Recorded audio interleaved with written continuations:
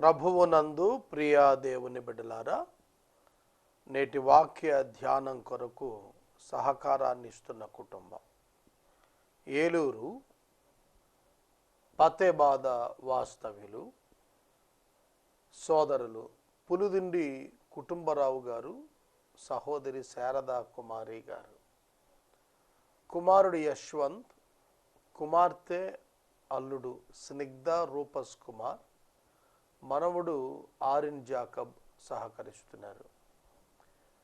పులుదిండి కుటుంబరావు గారికి, శారదా కుమారి గారికి ప్రత్యేక ధన్యవాదాలు. కుటుంబరావు గారి కుటుంబ సభ్యులందరికీ కృతజ్ఞతలు. సహోదరుడు మంచి క్రైస్తవ సాక్ష్యం కలిగిన దీన సేవకుడు. ప్రభువు ఈ బిడ్డలను దీవించాలని, కుటుంబములో శాంతి, సమాధానము, సమృద్ధి, ఆరోగ్యము, దీర్ఘాయుష్షు ప్రసాదించాలని నేను ప్రార్థిస్తున్నాను. ప్రార్థన చేసుకుందాం.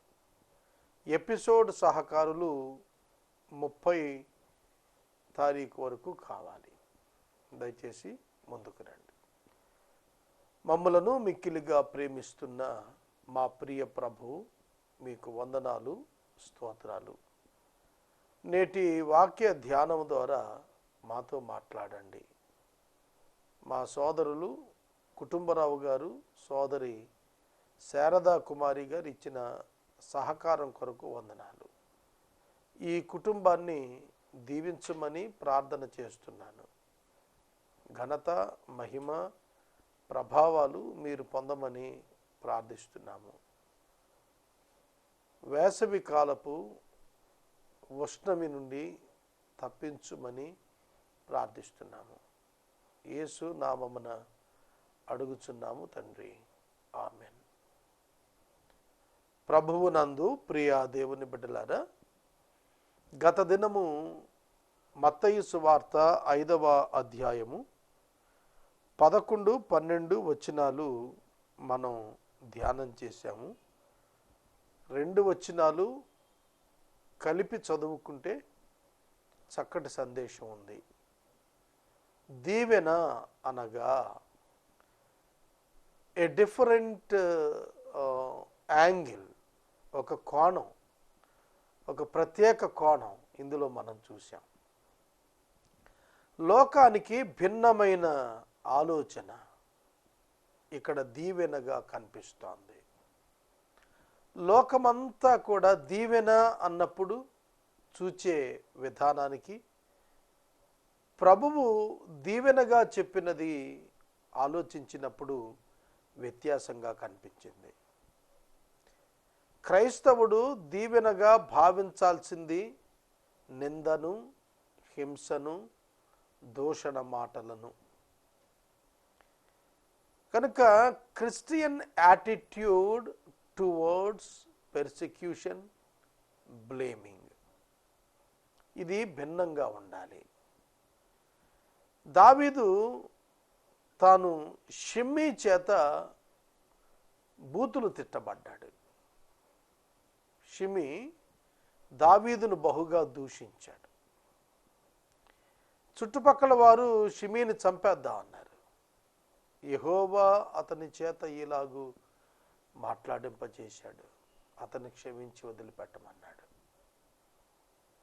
ఈ మాటల్లో మనం చూచినప్పుడు, జనులు నిందించినప్పుడు, హింసించినప్పుడు, అబద్ధాలాడినప్పుడు, చెడ్డ మాటలు పలికినప్పుడు జనరల్గా, సాధారణంగా ఆర్డినరీ హ్యూమన్ బీయింగ్స్ రెస్పాన్స్ ఏమిటి రెస్పాన్స్? ఒక రాజకీయ నాయకుడు ఉన్నాడు అనుకోండి, అతనినే గనక మనం నిందించి, హింసించి, అతనిపై అబద్ధాలాడి, ఒక చెడ్డ మాటలు పలికి దూషిస్తుంటే అతను ఏం చేస్తాడు? ఒక అధికారి అనుకోండి, అతను ఏం చేస్తాడు? లోకంలో ఒక సంస్కర్త అనుకోండి, అతను ఏం చేస్తాడు? వారందరూ కూడాను తిరుగుబడతారు, ప్రశ్నిస్తారు, వీలైతే ఎదురు దాడి చేస్తారు. కానీ బైబిల్ చెబుతుంది, దేవుని పిల్లలు దానిని దీవెనగా తీసుకోవాలి అని చెప్పింది. ఇది ఒక విధంగా మాట్లాడాలంటే సెల్ఫ్ అసాసినేషన్, మనల్ని మనం చంపేసుకోవటమే. కొన్నిసార్లు కొందరు తిట్టినప్పుడు భలే వింతగా తిడతారు. చీము నెత్తిరు లేదా, ఎంత తిట్టినా మాట్లాడవే, ఎంత ఎంత తిట్టినా రెస్పాండ్ అవ్వవేంటి అని మరీ తిడుతూ ఉంటారు. చీమీ నెత్తురు లేక కాదు, చీమీ నెత్తురుతో పని లేదు, ఆత్మ సంబంధులంగా జీవిస్తున్నాం అని చెప్పటం క్రైస్తవుని యొక్క ఆధిక్యత. శరీర సంబంధులు చీమీ నెత్తురు గురించి మాట్లాడతారు. మేము ఒక ఆవిడ అన్నారు నాతో, ఉప్పు కారం మేము తింటలేదా అని. అంటే ఉప్పు కారం తినేవాళ్ళందరూ తిరుగుబాటు చేయాల్సిన కోణంలోనే బ్రతకాలనే లోకం సాంప్రదాయం. బైబిల్ అలా చెప్పలేదు. బైబిల్ దైవ కోణాన్ని ఆవిష్కరించింది. మిగిలిన ధర్మశాస్త్రాలు, లోక సంబంధమైన మతాలు లోకస్తుల కోణాన్ని ఆవిష్కరించాయి. కనుక బైబిల్ నేర్పించినటువంటిది ఏమిటంటే, ఇతరులు మిమ్ములను ఆయన పేరిట, దేవుని పేరిట దూషిస్తున్నప్పుడు మనం నేర్చుకోవాల్సింది ఇది దీవెనగా భావించాలి. ఇవాళ ఎక్కడ చూసినా క్రైస్తవుల మీద దాడులు జరుగుతున్నాయి అని వినబడుతున్నాయి. ఈ ప్రభుత్వం, కేంద్రంలో ప్రభుత్వం వచ్చిన తర్వాత 900 నుండి 1100 మధ్య రిజిస్టర్డ్ కేసెస్ అగెయినెస్ట్ క్రిస్టియానిటీ ఉన్నాయి అని చెప్పి నేను చదివాను. ఒక చోట సమాచారం చదివాను. చాలా చోట్ల జరుగుతున్నాయి. దానికి క్రైస్తవుని యొక్క ప్రతిస్పందన ఏమిటి? డిసెంట్ తెలియచేయటం తప్పు కాదు, తమ బాధను వ్యక్తపరచడం తప్పు కాదు. కానీ ఎరుగవలసిన మరొక సత్యం ఏమిటంటే, దాని వెనక దేవుడు దానిని దీవెనగా మలుస్తున్నాడు. కొన్ని మాటలు నేను చెప్పాలి. ఏమిటంటే, అపోస్తుల కార్యములు 9వ అధ్యాయంలో సంఘాన్ని హింసిస్తున్న దినాలవి. మనకు 12వ అధ్యాయంలో యాకోబు, యోహాను సోదరుడు హతసాక్షి అయిపోవటం చూచాం. 9వ అధ్యాయం 1వ వచనంలో సౌలు పౌలుగా మారక మునుపు, సౌలుగా ఉన్నప్పుడు తాకీదులు పొంది యూదులను హింసించటానికి బయలుదేరాడు. క్రైస్తవులుగా మారిన వారిని హింసించాలి అని బయలుదేరాడు. దమస్కు మార్గంలో ప్రభువు అతనిని ఎన్కౌంటర్ చేశారు. ఆకాశ మధ్యమాన గొప్ప వెలుగు, శబ్దం. దాంతో గుర్రం మీద నుండి కింద పడిపోయాడు, గుడ్డివాడైపోయాడు. హింసించాలని బయలుదేరాడు. సంఘం హింసించబడుతున్నప్పుడు యేసుక్రీస్తు ప్రభు నోట వెంబడి వచ్చిన మాట, సౌలా సౌలా నన్నేల నీవు హింసిస్తున్నావు? ప్రభువా నీవెవడవు? నీవు హింసిస్తున్న యేసును అని చెప్పాడు. క్రీస్తు సంఘానికి శిరస్సు, సంఘము క్రీస్తుకు దేహం. దేహాన్ని హింసిస్తున్న సౌలు క్రీస్తుని హింసిస్తున్నాడని నోరు మాట్లాడుతోంది, ఆయన శిరస్సు మాట్లాడుతోంది. సంఘం దీవించబడుతోంది, హతసాక్షులు దీవించబడిన వారే. 7వ అధ్యాయం అపోస్తుల కార్యములలో స్టెఫెను రాళ్లతో కొట్టి చంపేస్తున్నారు. అక్కడ కూడా సౌలు ఉన్నాడు, అధికారిగా ఉన్నాడు. స్టోనింగ్ అంటాం, రాళ్లతో కొట్టి చంపుతున్నారు. గొప్ప శబ్దంతో, తండ్రి వీరేం చేస్తున్నారో వీరెరుగరు గనుక వీరిని క్షమించమన్నాడు. ఈ వచనాల్లో అతడు ఒక దర్శనాన్ని చూస్తున్నాడు. ఆకాశము తెరవబడుటయు, దేవుని సింహాసనం వద్ద ప్రభు అయిన యేసుక్రీస్తు నిలబడి ఉండటయు, కుడిపక్కన దేవునికి యేసు నిలిచి ఉన్నాడని నేను చూస్తున్నాను అన్నాడు. What a great revolution it is. కనుక యేసయ్య నిమిత్తం శ్రమలు పొందటం అనుగ్రహించబడి ఉన్నది. పరలోకమందు మీ ఫలం అధికమవుతుంది అని అన్నాడు. ప్రకటనలో చెప్పాడు, ఎవరు ఈ గుంపు? గొర్రెపిల్ల రక్తములో తమ వస్త్రములు ఉదుకుని తెలుపు చేసుకున్నవారు, అనగా శిరశ్ఛేదనము చేయబడిన ఆత్మలు బలిపీఠము కింద ఉన్నవి కనబడుతున్నాయి అన్నాడు.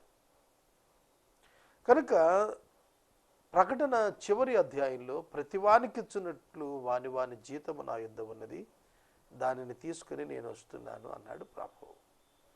కనుక ప్రతి సేవకుడు తాను పొందిన ప్రతి నిందను బట్టి, ప్రతి అవమానమును బట్టి, ప్రతి అబద్ధాన్ని బట్టి, ప్రతి విధమైనటువంటి చెడ్డ మాటలను బట్టి దేవుని నుండి అధిక బహుమానం పోతనై అన్నాడు.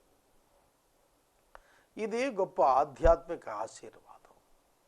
కనుక ప్రభువును దూషించారు, మనలను దూషిస్తారు. ప్రభువును ద్వేషించారు, మనలను ద్వేషిస్తారు. ప్రభువును తిరస్కరించారు, మనలను తిరస్కరిస్తారు. ఇది సందేశం. ఆ తిరస్కారం, దూషణ, నింద పాలైనప్పుడు ఏమాత్రం కూడా చెల్లించద్దనేది వాక్యము, ఉపదేశము. ఎందుకంటే మనకు నిరీక్షణ ఉన్నది. మనల్ని నిందిస్తున్న వారికే తెలియదు వారు ఏం చేస్తున్నారు. వారు ఒక దినాన దానికి లెక్క చెప్పాలి. ప్రతివాడు తన నోటితో మాట్లాడిన ప్రతి మాటను బట్టి ప్రభువు యొక్క సన్నిధానాన్ని లేచి నిలబడి జవాబు చెప్పాలి. ఎంతటి మొనగాడైనా అయి ఉండొచ్చు, ఎంత అధికారైనా అయి ఉండొచ్చు, ఎంత బలాఢ్యుడైనా అయి ఉండొచ్చు, ఎటువంటి పదవిని అలంకరించిన వాడైనా అయి ఉండొచ్చు.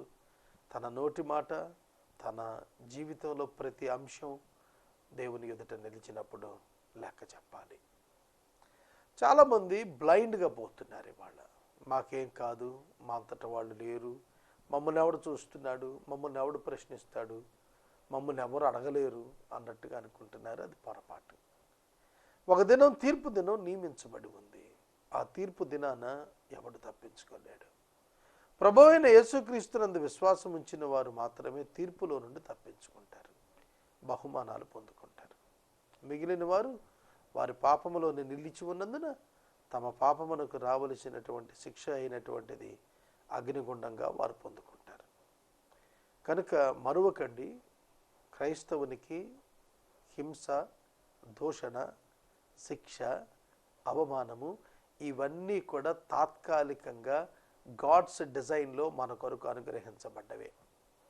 అందుకే ప్రకటన గ్రంథంలో సంఘానితో మాట్లాడుతున్నప్పుడు, నీవు ఏ స్థలంలో అయితే అవమానం పొందావో ఆ స్థలంలోనే నిన్ను నేను ఘనపరిచేస్తాను అని అన్నాడు. కనుక వాక్యం చాలా తేటగా చెబుతోంది.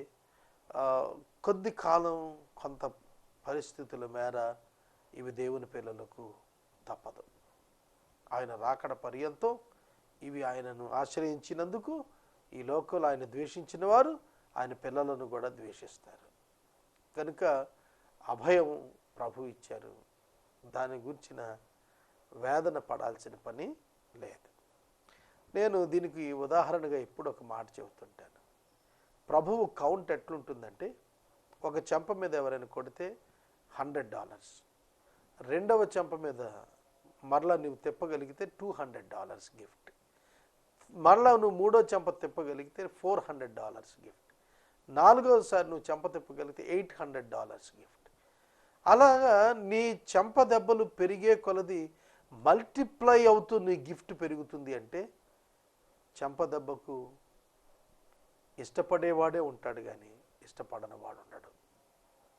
కనుక ఆలోచించండి, ప్రతి బూతు మాట, ప్రతి నింద మాట, ప్రతి దూషణ మాట, మనలను గాయపరుస్తున్న ఈ మాటలు, మంగళ కత్తి వంటి మాటలు, కత్తిపోటు వంటి మాటలు, ఇవన్నీ కూడా మనకు ఆశీర్వాదాన్ని తెచ్చేవే కానీ మరొకటి కాదు.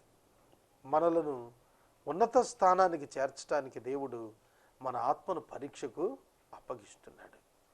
మనం టాలరెన్స్లో ఎదగాలి. మనం సహనంలో ఎదగటానికి ఇవన్నీ కూడా ఉపకరిస్తాయి. ఆయన సారూప్యం మన ఆత్మలో కనపడాలి అని అంటే ఇవన్నీ కూడా మనకు సంభవించాలి. లేకపోతే ఆయన సారూప్యం మనలో ఎక్కడ కనపడుతుంది? ఆయన హింసించబడి, నిందించబడి, దూషించబడి బదులు పలుకలేదు అని వ్రాయబడింది. He never opened his mouth even though the scolded him. వాళ్ళు దూషించిన, బూతులు తిట్టిన ఆయన నోరు తెరవలేదు, మౌనంగా ఉన్నాడు. చేతగాని వాడా? చేతయిన వాడే, చేత వచ్చిన వాడే, కానీ మౌనంగా ఉన్నాడు. ఎందుకంటే that is the time for others to persecute him. That is the time for him to bear. ఆయన భరించాల్సిన సమయం అది, వాళ్ళు దూషించాల్సిన పరిస్థితే ఉంది. God allowed that in his life. మన జీవితంలో కూడా మనం గుర్తుపెట్టుకుందాం. నిన్నటి దినం ఇదే విషయాన్ని నేను మీ ముందుంచాను. తరువాత వచనము 13వ వచనం మనం చదువుకుందాం. మీరు లోకమునకు ఉప్పై ఉన్నారు. ఉప్పు నిస్సారమైతే అది దేని వలన సారము పొందును? అది బయట పారవేయబడి మనుషుల చేత త్రొక్కబడుటికే గాని మరి దేనికిని పనికిరాదు. లోకం అంటున్నాడు, ఉప్పు అంటున్నాడు. ఏమిటి ఈ కంపారిజన్? ఏమిటి అసలు ఈ పోలిక? మీరు అన్నాడు. ఎవరు మీరు? శిష్యులతో మాట్లాడుతున్నాడు. మీరు అన్నప్పుడు బిలీవర్స్, విశ్వాసులు ఈ చెడ్డ లోకానికి ఉప్పు లాంటి వారు. ఎందుకు ఈ మాట చెబుతున్నాడు? ఉప్పు నిస్సారమైతే దేని వలన సారం పొందుతుంది? నో స్కోప్ లేదు. అది బయట పారవేయబడి తొక్కబడటానికే తప్ప అన్నాడు. కనుక ఉప్పుతో ఎందుకు పోల్చాడంటే, ఉప్పు ప్రిజర్వేటివ్. ఉప్పు టేస్ట్నిచ్చేది, రుచినిచ్చేది. ఉప్పు నిలవకు సహాయం చేసేది, పాడైపోకుండా చేసేది. సమాజం పాడైపోకుండా ఉండాలంటే క్రైస్తవుడు ఖచ్చితంగా సమాజంలో ఉండాలి. తన జీవితం ద్వారాను, తన బోధ ద్వారాను ప్రజలను ఎప్పటికప్పుడు మేల్కొలుపుతూ సమాజాన్ని సమతుల్యతలో నడిపించడానికి క్రైస్తవ్యం చాలా అవసరం.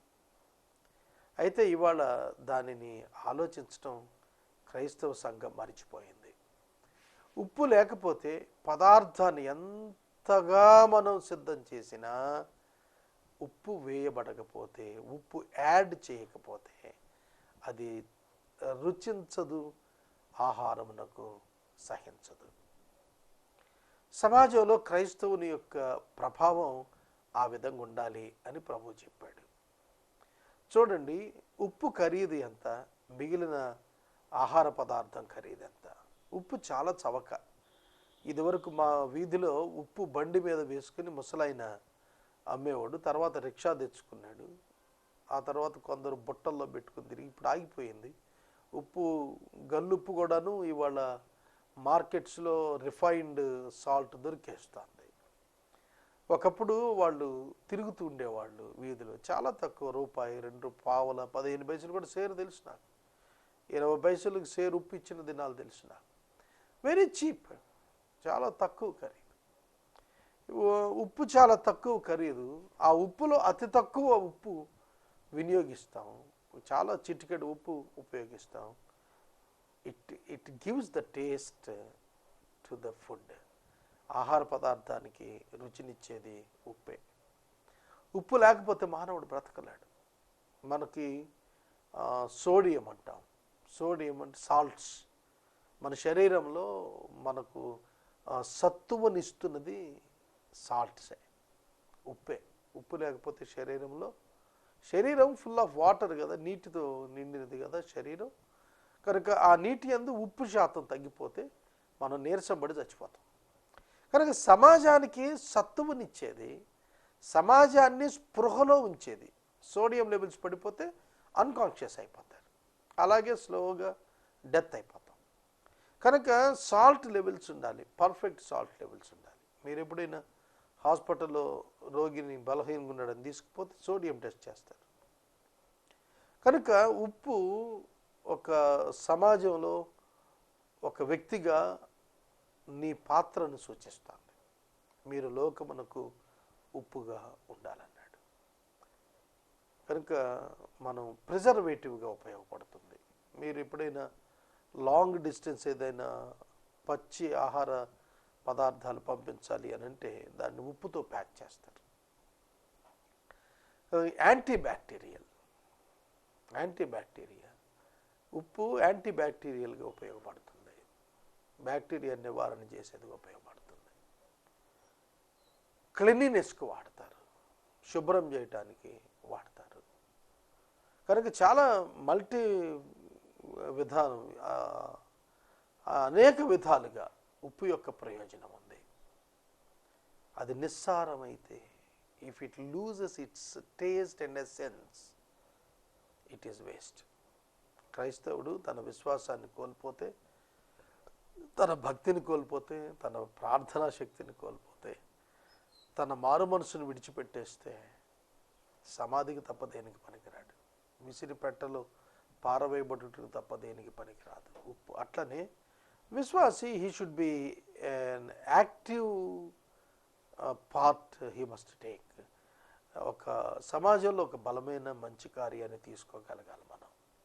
అందుకే తండ్రి మనకు నియమించినటువంటి అనేకమైన మంచి పనులు బైబిల్ గ్రంథంలో ఉన్నాయి. అవి మనం చేస్తూ ఉంటే పీపుల్ ఎంజాయ్స్ ద సిచ్యుయేషన్స్. మనం రియాక్ట్ అవుతాన్ని బట్టి సమాజం ఆనందిస్తుంది. సమాజం ఆనందించాలి అంటే అవర్ రియాక్షన్, మనం ఏ విధంగా స్పందిస్తున్నాం, ప్రతిస్పందిస్తున్నాం, అది అటు అవతల వారికి is it gives energy or preservation or strength, taste, ఎట్లా ఉంది వాళ్ళ అనుభవం. కనుక లోకానికి ఇది దొరకదు. యేసుక్రీస్తునందే ఇది సాధ్యమయ్యేది. కనుక క్రీస్తు ప్రేమ సమాజంలో చూపించడానికి you are the source and you are an instrument. నువ్వు ఒక సాధనానివి, ఒక దేవుడు ఏర్పరచుకున్న ఆధారానివి. కనుక నీ ద్వారానే దేవుడు కార్యాలు చేయాలనుకుంటాడు. విశ్వాసి ద్వారానే దేవుడు లోకాన్ని సువార్తీకరణ చేయాలనుకున్నా, తన నామానికి మహిమ తెచ్చుకోవాలనుకున్నా, ప్రజలు తన వైపు తిరగటానికి ఒక సాధనంగా వాడుకోవాలనుకున్నా, గాడ్ నీడ్స్ ఎ మ్యాన్. దేవునికి మనిషి కావాలి. అననీయ అనేటువంటి వ్యక్తి తిన్ననిది అనబడిన వీధిలో ఉన్నటువంటి సౌలు గుడ్డివాడైపోయినప్పుడు ప్రభువు చెప్పాడు, అననీయ, సౌలు గుడ్డివాడైపోయాడు, నీవు వెళ్ళి అతన్ని తల మీద చేతులు ఉంచి ప్రార్థన చేయి, అతని కళ్ళు వస్తాయి అన్నాడు. వెంటనే అననీయ అబ్జెక్ట్ చేశాడు, ప్రభువా, వీడు క్రైస్తవుల్ని ఇప్పటివరకు శ్రమ పెట్టాడు, ఈయన కళ్ళు నేను తెరవమంటావా అని. ఆశ్చర్యం. అక్కడ god has revealed the future of Saul యొక్క భవిష్యత్తును ప్రభువు అక్కడ బయలుపరిచి చెప్పిన మాట చాలా గంభీరమైనటువంటి మాట చెప్పాడు. ఆ మాట విన్న తర్వాత స్థిమితపడ్డాడు అననీయ. స్థిమితపడి అప్పుడు వెళ్ళి ప్రార్థన చేశాడు. చాలా సందర్భాల్లో మనకు అట్లాగే అనిపిస్తుంది, ఏమిటి ప్రభు కార్యాలు ఎట్లున్నాయి ఏమిటి అనిపిస్తుంది. సౌలు హింసిస్తానికి బయలుదేరిన వాడు, అతని కనులు పోతే ఆయన కొరకు ప్రార్థన చేయటం ఏమిటి? That is the greatness of Christianity. అదే క్రైస్తవులు ఉన్న గొప్పటి. దమస్కులో అననీయ అని ఒక శిష్యుడు ఉండెను. 9వ అధ్యాయం 10వ వచనం. అపోస్తల కార్యములు 9వ అధ్యాయం 10వ వచనం. దమస్కులో అననీయ అని ఒక శిష్యుడు ఉండెను. అతడు దర్శనమందు ప్రభువు అననీయ అని అతన్ని పిలువగా, ప్రభువా, ఇదిగో నేనున్నాను అనెను. అందుకు ప్రభువు, నీవు లేచి తిన్ననిది అనబడిన వీధిలోనికి వెళ్ళి యూదా అనువాని ఇంట తార్సువాడైన సౌలు ఒకని అనువాని కొరకు విచారించము. ఇదిగో అతడు ప్రార్థన చేస్తున్నాడు. అతడు అననీయ అనునొక మనుషుడు లోనికి వచ్చి తాను దృష్టి పొందినట్లు తల మీద చేతులుంచుట అతడు చూస్తూ ఉన్నాడని చెప్పాను. అందుకు అననీయ, ప్రభువా, ఈ మనుషుడు యెరూషలేములో నీ పరిశుద్ధులకు ఎంతో కీడు చేసి ఉన్నాడని అతని గురించి అనేకుల వల్ల నేను విన్నాను. చూస్తున్నారా మానవ మనసు? ఇక్కడను నీ నామమును బట్టి ప్రార్థన చేయవారిని బంధించుటకు అతడు ప్రధాన యాజకులను అధికారం పొంది ఉన్నాడనియో ఉత్తరం ఇచ్చెను. మనుషులమే కదా, భక్తులమైనా కూడా దేవుడు అననీయ వెళ్ళు, సౌలు తల మీద చేతులుంచు, నువ్వు వచ్చి అతను స్వస్థపరుస్తున్నట్టుగా నేను అతనికి చూపించానయ్యా అంటే వెంటనే రియాక్ట్ అవుతున్నాడు, ప్రభువా ఏమిటి నాయనా ఇది. ఎంత భక్తుడికైనా కొన్ని సందర్భాల్లో శరీరం తిరుగుబాటు చేస్తుంది. అందుకే అతను అన్నాడు, నీ పరిశుద్ధులకు కీడు చేశాడు కదా, అతను అధికారం పొంది వచ్చాడు కదా ఉత్తరం. అప్పుడు ప్రభువు చెబుతాడు, నువ్వు వెళ్ళుము, అన్యజనుల ఎదుటను రాజుల ఎదుటను ఇశ్రాయేలీయుల ఎదుటను నా నామము భరించుటకు ఇతడు నేను ఏర్పరచుకొనిన సాధనమై ఉన్నాడు. 15వ వచనం ఇంగ్లీష్లో చదువుతాను. But the Lord said to him, go, for he is a chosen instrument of mine to carry my name before the Gentiles and kings and the children of Israel.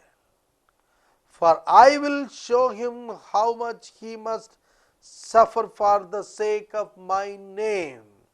ఇతడు నా నామము కొరకు ఎన్ని శ్రమలను అనుభవించవలెనో నేను ఇతనికి చూపుదునని అతనితో చెప్పెను. I will show him how much suffering he needs to bear in the name of Jesus. యేసు పేరిట గొప్ప శ్రమను అందటానికి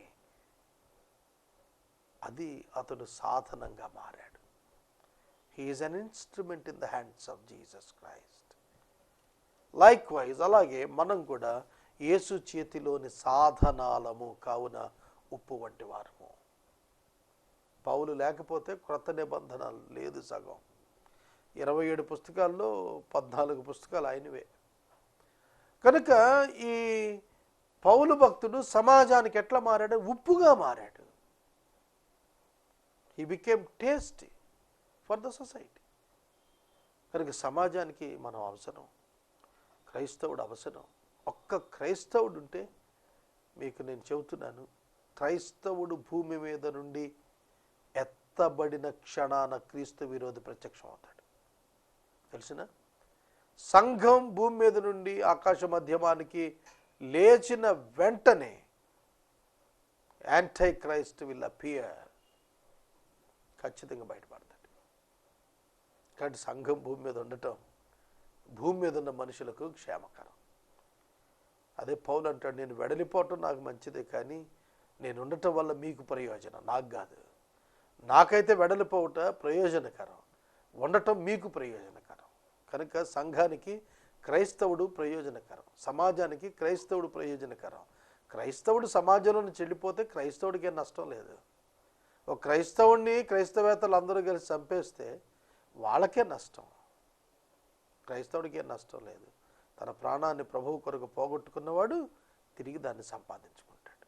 ప్రార్థన చేసుకుందాం.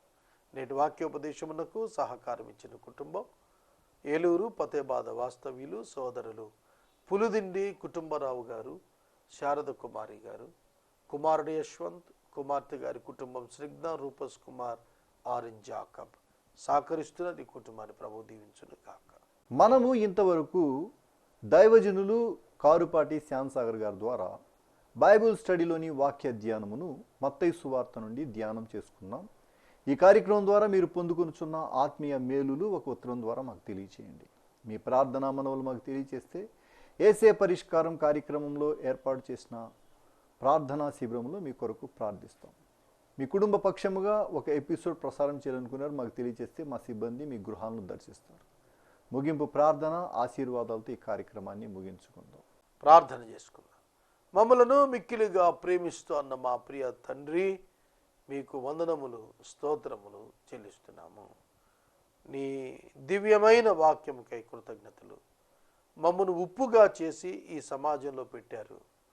మేము మా విశ్వాసాన్ని కాపాడుకుంటూ మా భక్తి ప్రార్థన జీవితాలను కొనసాగిస్తూ నీ యొద్దకు వచ్చు పర్యంతం నమ్మకంగా మా పని చేయుటకు సహాయం చేయమని అర్థిస్తున్నాము.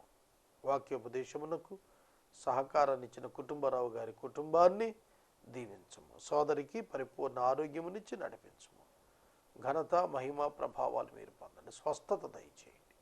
యేసు నామమున అడుగుచున్నాం తండ్రి, ఆమెన్. తండ్రి అయిన దేవుని ప్రేమ, కుమారుడి యేసయ్య కృప, పరిశుద్ధాత్మని యొక్క అన్యోన్య సహవాసం సదాకాలం మనందరికీ తోడయుండును గాక.